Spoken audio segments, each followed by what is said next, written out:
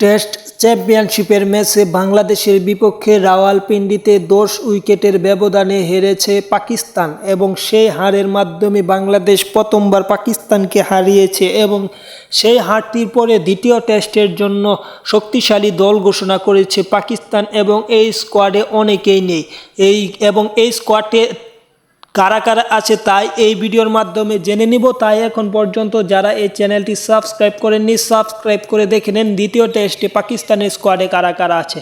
দ্বিতীয় টেস্টে পাকিস্তানের স্কোয়াডে আছে শান মাসুদ অধিনায়ক, তারপর আছে সৈয়দ শাকিল সহ অধিনায়ক, আমির জামাল তার যদি ফিটনেস ঠিক থাকে তিনি ম্যাচে খেলবে এবং আছে আবরার আহমেদ, আছেন আবদুল্লাহ শফিক, বাবর আজম, কামরান, গোলাম আছে, খুররাম, শেহজাদ আছে, মীর হামজা এবং মোহাম্মদ আলী, আরও আছে মোহাম্মদ হুয়াইরা, আছে Mohammad Rizwan wicket keeper batsman এবং বাংলাদেশের বিপক্ষে তিনি অসাধারণ একটি ইনিংস খেলেন বা দুইটি ইনিংসেই খেলেন।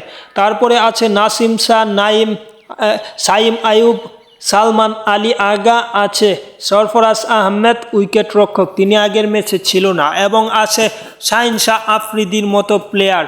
সব কিছু মিলিয়ে দ্বিতীয় টেস্টে বাংলাদেশকে হারিয়ে সিরিজের সমতা ফিরতে চায় পাকিস্তান, পাশাপাশি বাংলাদেশও চাইবে ম্যাচটি জিততে। যদি জিততে নাও পারে বাংলাদেশের লক্ষ্য থাকবে ম্যাচটি ড্র করে এই সিরিজটা নিজেদের করা।